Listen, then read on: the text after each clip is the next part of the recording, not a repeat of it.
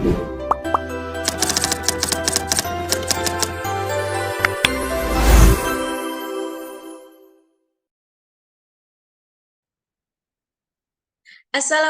warahmatullahi wabarakatuh. Alhamdulillahirabbil alamin. Assalatu wassalamu ala sayyidina Muhammad wa ala alihi wa sahbihi ajma'in, amma ba'du.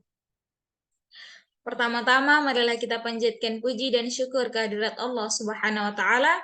Salawat serta salam semoga selalu tercurah kepada junjungan kita Nabi Muhammad sallallahu alaihi wasallam beserta para keluarga, sahabat dan pengikut hingga yaumul qiyamah. Sebelumnya kami ucapkan terima kasih kepada dosen pengampu mata kuliah Sosiologi Hukum, Ibu Dr. Nila Sastrawati, SH.MSI, dan Ibu Wiwi Puspita, SH.MH. Pada video kali ini, kami akan mempresentasikan proposal penelitian kami. Sebelumnya, perkenalkan kami dari kelompok 2 mata kuliah Sosiologi Hukum dari jurusan Hukum Keluarga Islam kelas B tahun 2021. Adapun anggota kelompok kami adalah yang pertama ada Saudari Khairunisa dengan NIM 10.100.12.10.39. Selanjutnya ada saya sendiri, Aida Ilmianti Marhabani dengan NIM 10.100.12.10.41 dan Saudara Muhammad Raihan Zuhdi dengan NIM 10.100.12.10.54. Berdasarkan tema penelitian yang diberikan kepada kelompok kami, yakni hukum dan teknologi, maka kami memilih penerapan aplikasi e-court di Pengadilan Agama Sungguh Minasa kelas 1B sebagai judul proposal penelitian kami. Adapun mekanisme dari presentasi proposal penelitian kami pada hari ini akan dibagi menjadi 3 sesi pemaparan materi. Sesi pertama pemaparan materi oleh saya sendiri, yang akan menjelaskan bab 1 tentang pendahuluan. Selanjutnya sesi pemaparan materi kedua oleh Saudara Muhammad Raihan Zuhdi yang akan membahas bab 2 tentang tinjauan teoritis, dan sesi pemaparan materi yang terakhir oleh Saudari Khairun Nisa yang akan membahas bab 3 tentang metodologi penelitian. Baik, saya langsung saja bab 1 pendahuluan. A. Latar belakang. Undang-Undang Dasar Negara Republik Indonesia tahun 1945 menegaskan bahwa Indonesia adalah negara hukum. Sejalan dengan ketentuan tersebut, maka salah satu prinsip negara hukum adalah adanya jaminan penyelenggaraan kekuasaan kehakiman yang merdeka dan bebas dari pengaruh kekuasaan lainnya guna menegakkan hukum dan keadilan. Dalam kegiatan melaksanakan proses beracara di pengadilan, perlu dipahami hukum acara yang berlaku dan petunjuk teknis administratif demi tercapainya asas peradilan yang sederhana, cepat, dan biaya ringan sesuai yang tercantum dalam Pasal 4 Ayat 1 Undang-Undang Republik Indonesia Nomor 48 Tahun 2009 tentang Kekuasaan Kehakiman. Selanjutnya, Konsorsium Internasional untuk Pengadilan yang Unggul menyatakan bahwa pelaksanaan pengadilan harus efektif dan efisien. Peradilan yang efektif dan efisien adalah indikator bagi sebuah peradilan yang efektif, yang dalam implementasinya dipengaruhi beberapa faktor, salah satunya yakni sarana pendukung peradilan termasuk teknologi dan informasi. Selanjutnya, para pencari keadilan menginginkan perkara cepat dengan tidak bertele-tele, karena para pencari keadilan tentunya ingin mendapatkan kepastian hukum atas perkara yang diajukan. Pemeriksaan yang tertunda-tunda akan berarti mengeluarkan banyak biaya dan waktu. Administrasi yang begitu sulit membuat masyarakat terkadang enggan untuk datang ke pengadilan. Maka pengadilan sebagai sarana pelayanan publik yang merupakan fasilitas lembaga kenegaraan harus menyediakan ruang keadilan bagi asas kemanfaatan. Selanjutnya, berangkat dari realitas tersebut, untuk mewujudkan proses keadilan yang sederhana, cepat, dan biaya ringan, serta wujud responsif atas tuntutan perkembangan zaman yang mengharuskan adanya pelayanan administratif yang lebih efektif dan efisien, Mahkamah Agung melalui Peraturan Mahkamah Agung atau Perma Republik Indonesia Nomor 1 Tahun 2019 tentang administrasi perkara dan persidangan secara elektronik yang menggantikan Perma Republik Indonesia Nomor 3 Tahun 2008 tentang administrasi perkara di pengadilan secara elektronik mengeluarkan aplikasi bernama e-court. E-court adalah sebuah instrumen pengadilan sebagai bentuk pelayanan terhadap masyarakat dalam hal pendaftaran perkara secara online atau e-filing, taksiran panjar secara online atau iskum, pembayaran panjar secara online atau e-payment, pemanggilan pihak secara online, e-summons, dan persidangan secara online atau e-litigation. Lingkungan peradilan yang menyediakan e-court adalah pengadilan negeri, pengadilan agama, pengadilan militer, dan pengadilan tata usaha negara.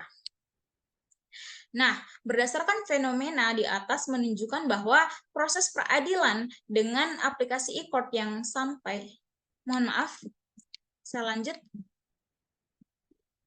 Kemudian dari aplikasi e-court dengan kondisi sekarang sangat relevan, namun belum terimplementasikan dengan baik. Nah, faktanya sesuai data yang terpampang di slide PPT kami, data perkara yang masuk di pengadilan Sungguh Minasa yang sudah menggunakan e-court sejak tahun 2019, datanya menunjukkan dari bulan September 2019 sampai dengan bulan Maret 2021, jumlah perkara yang masuk ada 1.800 perkara. Dan perkara yang didaftarkan menggunakan aplikasi e-court ada 191 perkara. Namun perkara yang sampai pada tahap persidangan online hanya terdapat 6 perkara. Nah, berdasarkan fenomena ini menunjukkan bahwa proses peradilan dengan aplikasi e-court yang sampai pada tahap persidangan online tergolong masih sangat rendah. Oleh karena itu, kelompok kami tertarik untuk melakukan penelitian secara mendalam dalam bentuk karya tulis ilmiah dengan judul Penerapan Aplikasi e-court di Pengadilan Agama Sungguh Minasa kelas 1B. Sehingga nantinya diharapkan penelitian ini dapat membuka jalan bagi peneliti lain dan pembaca lain khususnya berkaitan dengan penerapan aplikasi e-court di pengadilan. Karena pada konsepnya aplikasi e-court hadir dengan tujuan untuk mempermudah masyarakat dalam menyelesaikan perkaranya di pengadilan dan untuk mewujudkan proses peradilan sederhana, cepat, dan biaya ringan sebagaimana yang dicanangkan oleh Mahkamah Agung dalam Perma nomor 1 tahun 2019. Selanjutnya rumusan masalah. Rumusan masalah dari proposal penelitian kami adalah bagaimana penerapan aplikasi e-court di Pengadilan Agama Sungguh Minasa kelas 1B. Selanjutnya bagaimana sih kendala yang dihadapi dalam penerapan aplikasi e-court di Pengadilan Agama Sungguh Minasa kelas 1B. Dan yang terakhir adalah bagaimana urgensi penerapan aplikasi e-court di Pengadilan Agama Sungguh Minasa kelas 1B. Selanjutnya, fokus penelitian dan deskripsi fokus. Fokus penelitian kami adalah berfokus pada penerapan aplikasi e-court di Pengadilan Agama Sungguh Minasa kelas 1B. Selanjutnya, deskripsi fokus kami terbagi menjadi 3 poin.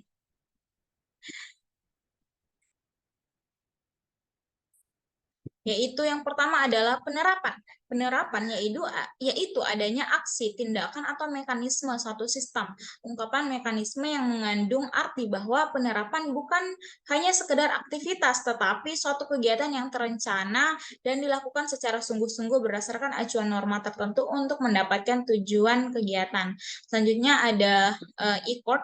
E-court adalah aplikasi yang berfungsi sebagai pelayanan yang berbasis online bagi pengguna atau pihak-pihak pencari keadilan, di antaranya pengguna terdaftar atau yaitu advokat, adapun pengguna lain yaitu non-advokat dalam hal pendaftaran perkara secara online atau e-filing, pembayaran perkara secara online atau e-payment, pemanggilan pihak secara online atau e-summons, dan persidangan secara online atau e-litigation. Deskripsi fokus selanjutnya adalah pengadilan agama. Pengadilan agama adalah pengadilan di bawah Mahkamah Agung yang berwenang memeriksa, mengadili, dan memutus perkara orang-orang yang beragama Islam. Dalam hukum peradilan agama, dalam Undang-Undang Dasar 1945, diatur dalam pasal 24 ayat 1 bahwa kekuasaan kehakiman adalah kekuasaan yang merdeka guna menegakkan hukum dan keadilan. Selanjutnya dalam ayat 2 pasal ini dijabarkan bahwa kekuasaan kehakiman dilakukan oleh sebuah Mahkamah Agung dan badan peradilan yang berada di bawahnya dalam lingkungan peradilan umum, lingkungan peradilan agama, lingkungan peradilan tata usaha negara, dan oleh lingkungan peradilan militer dan oleh sebuah Mahkamah Konstitusi. Selanjutnya ada pun tujuan dan kegunaan penelitian. Tujuan penelitian yaitu yang pertama untuk mengetahui penerapan aplikasi e-court di Pengadilan Agama Sungguh Minasa kelas 1B. Selanjutnya adalah untuk mengetahui kendala-kendala apa saja yang dihadapi dalam penerapan aplikasi e-court di Pengadilan Agama Sungguh Minasa kelas 1B. Dan yang terakhir adalah untuk mengetahui apa sih urgensi penerapan aplikasi e-court di Pengadilan Agama Sungguh Minasa kelas 1B. Adapun kegunaan penelitiannya adalah ada dua, yaitu manfaat ilmiah dan manfaat praktis. Manfaat ilmiah yaitu hasil penelitian ini diharapkan dapat memberikan wawasan baru bagi masyarakat dan memberikan bahan bacaan bagi mereka yang ingin mendapatkan informasi mengenai aplikasi e-court. Selanjutnya, manfaat praktisnya adalah hasil penelitian ini diharapkan dapat digunakan sebagai dasar dan arah pemikiran bagi pengkajian dan pengembangan ilmu dalam masyarakat. Diharapkan sebagai masukan pemahaman bagi masyarakat yang hendak berperkara di pengadilan agama menggunakan aplikasi e-court. Selanjutnya adalah orisinalitas penelitian. Nah, pada bagian orisinalitas penelitian ini kami membahas tentang kajian pustaka atau kajian penelitian terdahulu, yaitu kegiatan analisis terhadap karya ilmiah yang telah ada untuk kemudian dibandingkan dengan penelitian yang dilakukan. Hal ini kami maksudkan agar penelitian yang dilakukan mempunyai landasan teori dan merupakan pengembangan dari penelitian sebelumnya, sehingga penelitian dilakukan masih baru dan bukan merupakan plagiat. Adapun hasil telah kami terhadap karya tulis ilmiah berupa buku dan jurnal yang sinkron dengan penelitian ini. Ada dua, yaitu buku Pola bin Dalmin atau Pembinaan dan Pengendalian Administrasi yang ditulis oleh Hamzah Hamali. Nah, dalam bukunya ini Hamzah Hamali menjelaskan tentang prosedur penerimaan perkara di pengadilan agama yang mana dilakukan dengan sistem meja, yaitu meja 1, meja 2, dan meja 3. Buku ini telah menjelaskan proses beracara di pengadilan mulai dari tahap administrasi perkara hingga persidangan secara langsung. Sedangkan dalam penelitian kami ini berfokus pada penerapan aplikasi e-court di Pengadilan Agama Sungguh Minasa kelas 1B yang mengkaji tentang proses beracara mulai dari tahap administrasi perkara hingga persidangan dilakukan secara online menggunakan aplikasi e-court. Yang kedua adalah penelitian dilakukan oleh Hari Jatmiko pada tahun 2019, seorang hakim di Mahkamah Agung Republik Indonesia yang berjudul Implementasi Peradilan Elektronik atau e-court pasca diundangkannya Perma nomor 3 tahun 2018 tentang administrasi perkara di pengadilan secara elektronik. Nah, penelitian dari Yang Mulia Hakim ini menunjukkan bahwa masalah yang disoroti adalah bagaimana penyelenggaraan administrasi perkara secara elektronik atau e-court pasca diundangkannya Perma nomor 3 tahun 2018 tentang administrasi perkara di pengadilan secara elektronik. Namun setelah dan bagaimana implikasinya bagi para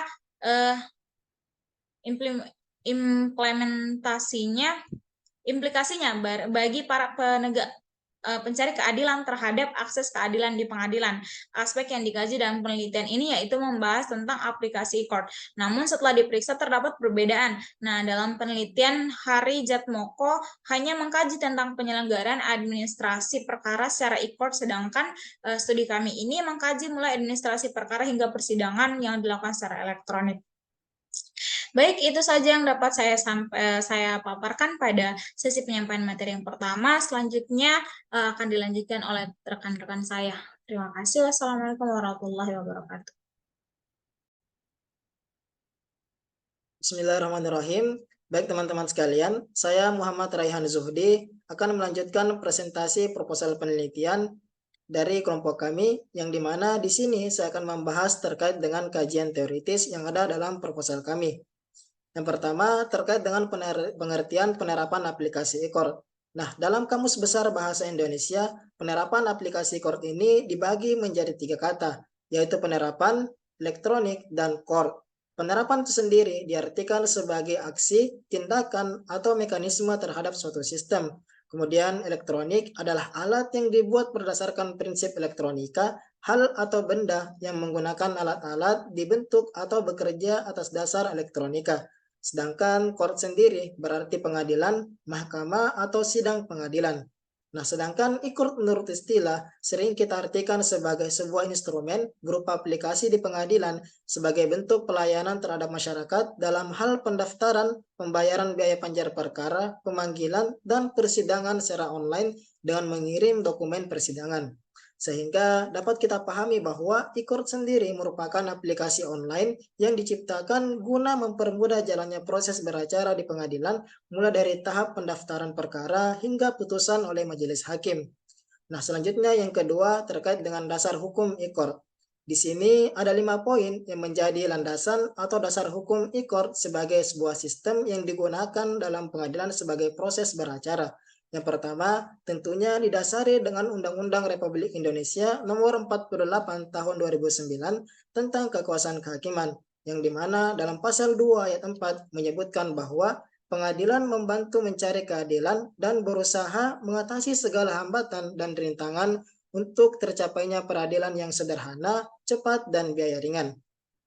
Nah, dari sinilah cikal bakal lahirnya e-court sebagai sebuah sistem yang digunakan dalam proses beracara di pengadilan, yang tentunya telah memiliki payung hukum yang dituangkan dalam Peraturan Mahkamah Agung Republik Indonesia Nomor 3 Tahun 2018 tentang administrasi perkara di pengadilan secara elektronik, yang kemudian disempurnakan dengan Peraturan Mahkamah Agung Republik Indonesia Nomor 1 Tahun 2019 tentang administrasi perkara dan persidangan di pengadilan secara elektronik.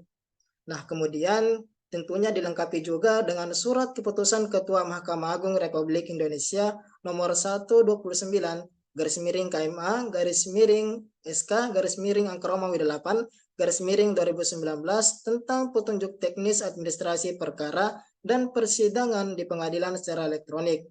Dan kedua, surat keputusan Ketua Mahkamah Agung Republik Indonesia nomor 122 garis miring KMA garis miring SK garis miring angka Romawi 8 garis miring 2018 tentang pedoman tata kelola pengguna terdaftar sistem informasi pengadilan. Nah, pada peraturan tersebut diketahui bahwa aplikasi e-court dibentuk dengan beberapa pertimbangan, diantaranya dilatar belakangi oleh pasal 2 ayat 4 Undang-Undang Republik Indonesia nomor 48 tahun 2009 tadi tentang kekuasaan kehakiman. Nah, selanjutnya yang ketiga yaitu sistem hukum acara secara elektronik. Nah, di sini ada 3 bentuk sistem hukum acara yang digunakan secara elektronik di pengadilan. Yang pertama, tentunya pengguna terdaftar dan pengguna lain aplikasi e-court. Nah, dalam Peraturan Mahkamah Agung Republik Indonesia Nomor 1 Tahun 2019 membagi pengguna e-court pada 2 subjek. Yang pertama sebagai pengguna terdaftar dan kedua sebagai pengguna lain.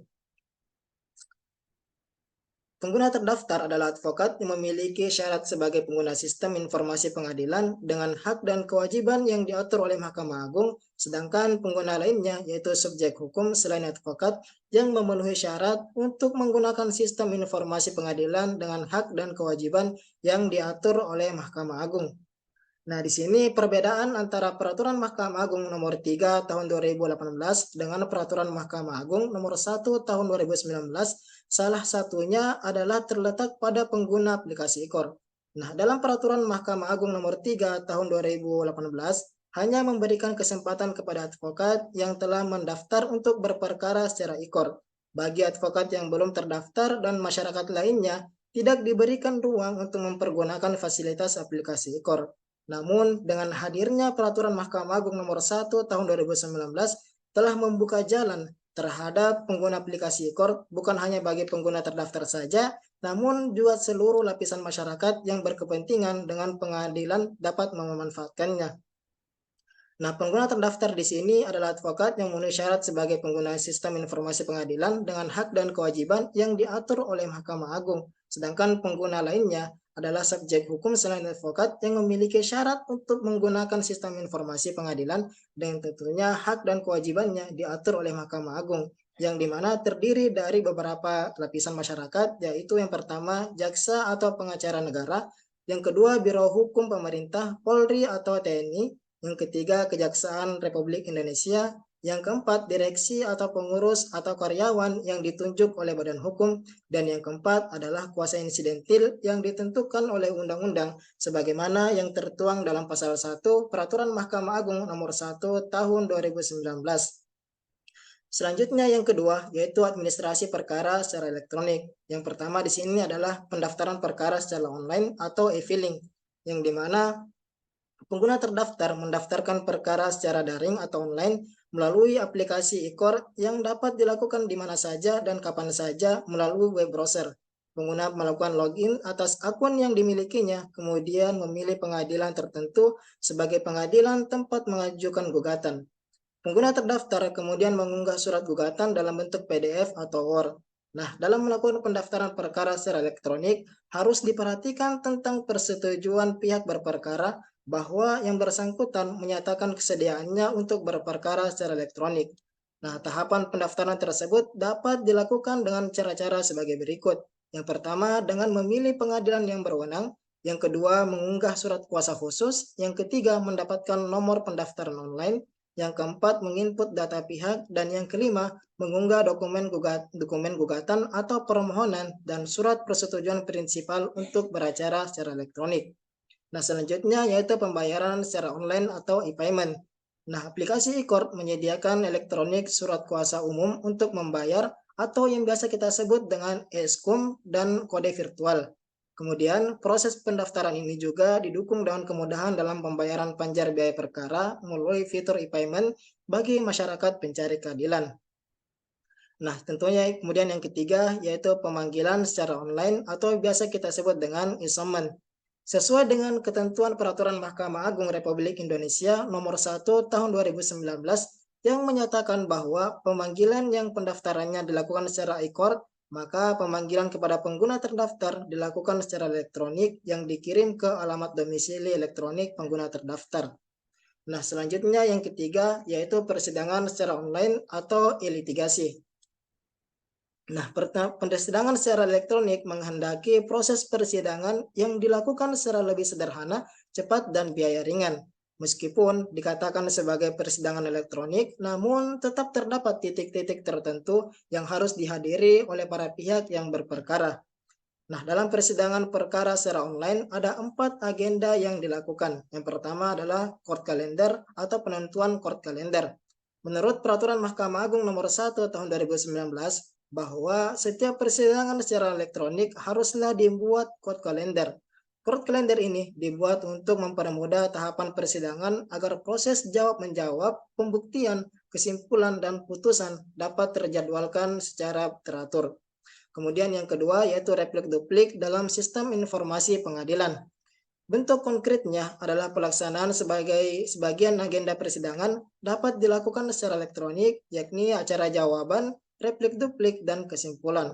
Walaupun para pihak tidak menghadir persidangan, majelis hakim tetap menjalankan persidangan sebagaimana mestinya di ruang sidang yang telah disediakan. Kemudian selanjutnya yaitu pemeriksaan saksi atau ahli melalui media komunikasi atau audiovisual. Berkenaan dengan pemeriksaan saksi, jika saksi tersebut berada di luar wilayah hukum pengadilan pemeriksa, maka pemeriksaan saksi tersebut dapat dilakukan secara telekonferensi atau audiovisual. Pembuktian elektronik ini, hakim dapat menggunakannya sebagai alat bukti dengan bantuan persangkaan hakim atau mendengar keterangan ahli dalam menerima dokumen elektronik dalam persidangan acara secara litigasi atau secara elektronik. Kemudian yang keempat atau yaitu salinan putusan secara elektronik. Nah, dalam sistem e-court tidak mengubah dan tidak bertentangan dengan hukum acara sehingga hal-hal yang tidak diatur dalam e-court berjalan sesuai dengan hukum acara. Nah, dengan demikian halnya dengan penyampaian putusan, panitera pengganti mempunyai tugas untuk mencetak salinan putusan untuk ditandatangani oleh panitera yang kemudian diunggah ke e-court dan selanjutnya salinan putusan dikirim dalam bentuk PDF kepada pihak berperkara sesuai dengan alamat domisili elektroniknya. Nah, penyampaian salinan putusan pada domisili elektronik menjadi dokumen resmi bahwa putusan telah disampaikan kepada para pihak dan para pihak mempunyai hak untuk mengajukan upaya hukum selama 14 hari sejak salinan putusan tersebut dikirimkan atau disampaikan. Nah, kemudian selanjutnya yaitu asas sederhana, cepat, dan biaya ringan. Di sini ada 3 asas yang digunakan, yaitu yang pertama asas sederhana yang mengandung makna bahwa pemeriksaan perkara haruslah sederhana, mudah dimengerti oleh pencari keadilan, dan tidak berbelit-belit, serta efisien dan efektif. Kemudian yang kedua itu asas cepat, mengandung makna bahwa pemeriksaan dan penyelesaian perkara dilakukan dengan cepat agar para pencari keadilan cepat mengetahui putusan yang akan dijatuhkan. Dan yang ketiga yaitu asas biaya ringan, mengandung makna bahwa biaya perkara yang dapat dijangkau dengan mudah oleh masyarakat yang berperkara, sehingga masyarakat lainnya mampu mengakses dan tidak mengalami kesulitan dalam menjalankan perkara atau mengajukan perkaranya ke pengadilan. Nah, sesuai dengan ketentuan Undang-Undang Republik Indonesia Nomor 48 Tahun 2009 tentang kekuasaan kehakiman, dalam pasal 2 ayat 4 menyatakan bahwa peradilan membantu para pencari keadilan dan berusaha mengatasi segala hambatan dan rintangan demi tercapainya peradilan yang sederhana, cepat, dan biaya ringan. Itulah materi yang mungkin saya bisa presentasikan terkait dengan proses proposal penelitian kami. Untuk selanjutnya saya serahkan ke rekan saya. Sekian dan terima kasih dari saya. Wassalamualaikum warahmatullahi wabarakatuh.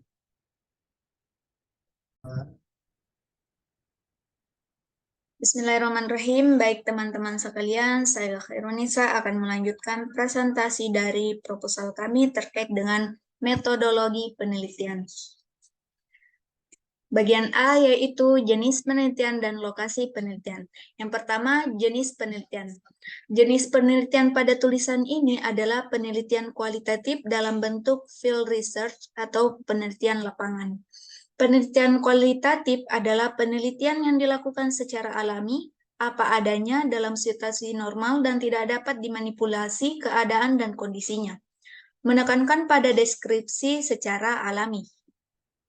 Pada penelitian ini, peneliti mengacu pada Peraturan Mahkamah Agung Nomor 1 Tahun 2019 tentang administrasi perkara dan persidangan secara elektronik. Kemudian peneliti diarahkan ke lapangan untuk mendapatkan data tentang bagaimana penerapan aplikasi e-court di Pengadilan Agama Sungguh Minasa kelas 1B. Tujuan dari penelitian lapangan ini adalah untuk mempelajari latar belakang, keadaan sekarang, dan interaksi lingkungan suatu unit sosial, individu, kelompok, lembaga, atau masyarakat. Yang kedua yaitu penelitian, lokasi penelitian.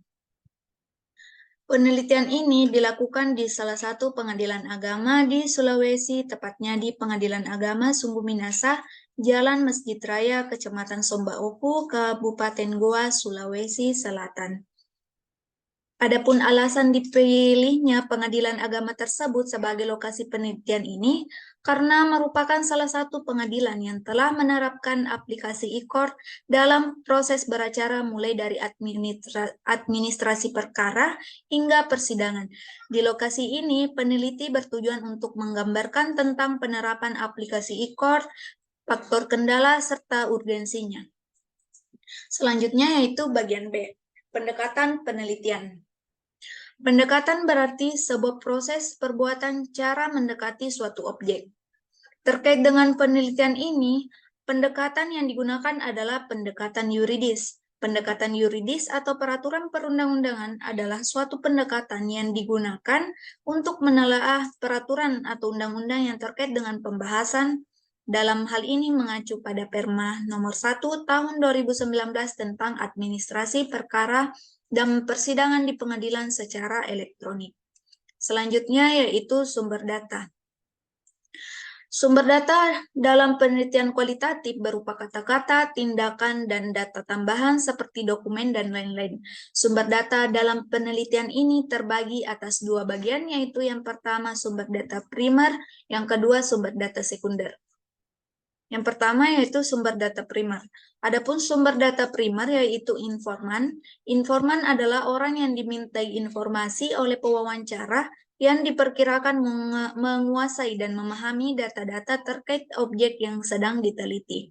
Informan dalam penelitian ini dipilih dari orang yang mengetahui banyak hal tentang apa yang menjadi objek penelitian dan terlibat langsung dalam objek penelitian.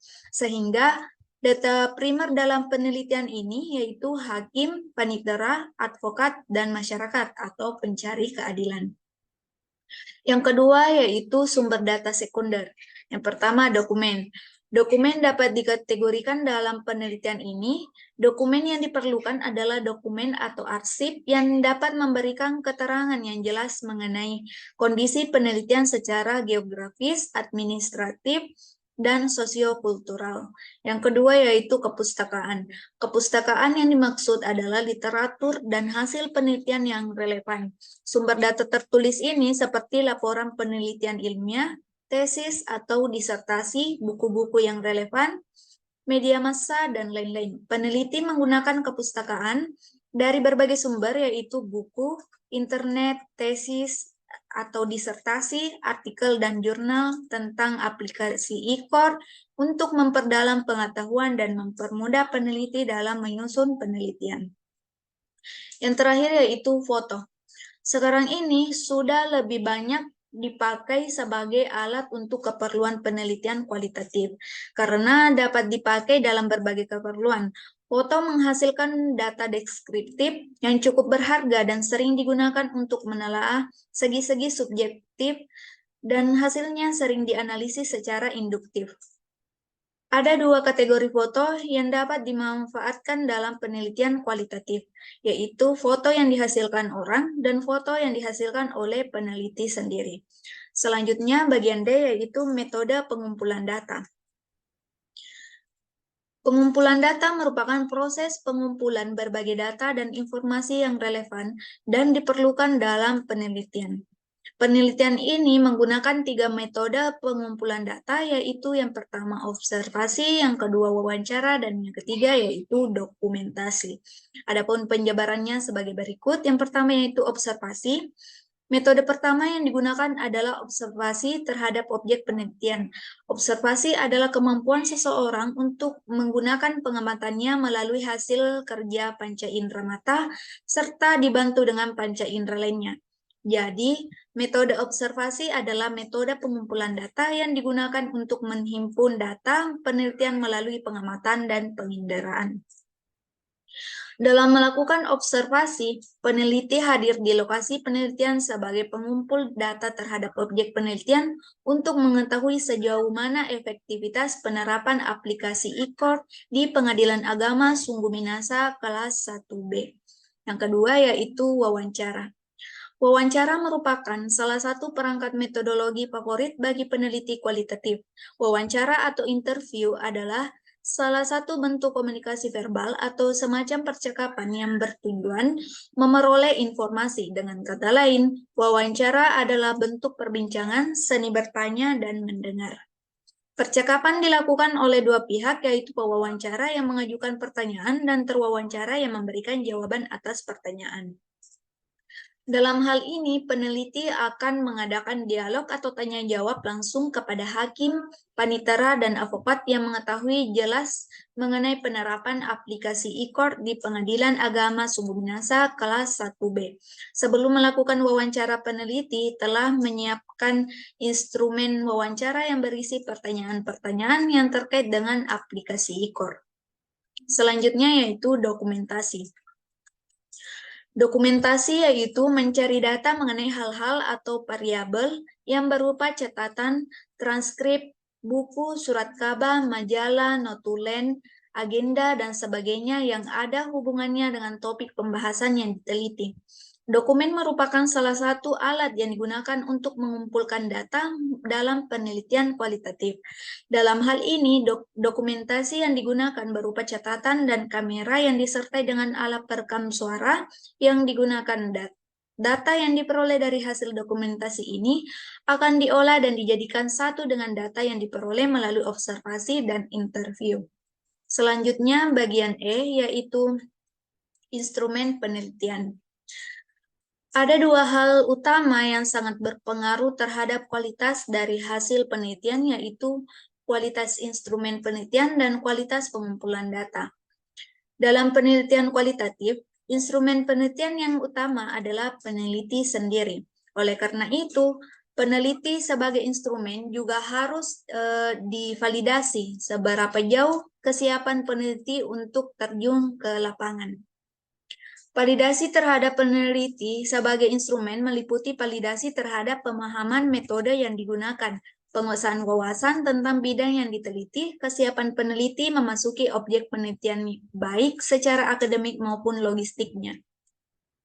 Selain itu, juga menggunakan alat bantu lainnya seperti alat tulis-menulis, buku, dan pulpen sebagai alat untuk mencatat informasi yang ditemukan saat observasi, serta berbagai pertanyaan dan yang disiapkan untuk narasumber ketika wawancara. Dan juga handphone sebagai alat tambahan yang digunakan untuk merekam semua hal yang disampaikan oleh informan, sehingga hal-hal yang luput dalam pencatatan peneliti pada saat wawancara dapat disempurnakan oleh rekaman lewat handphone.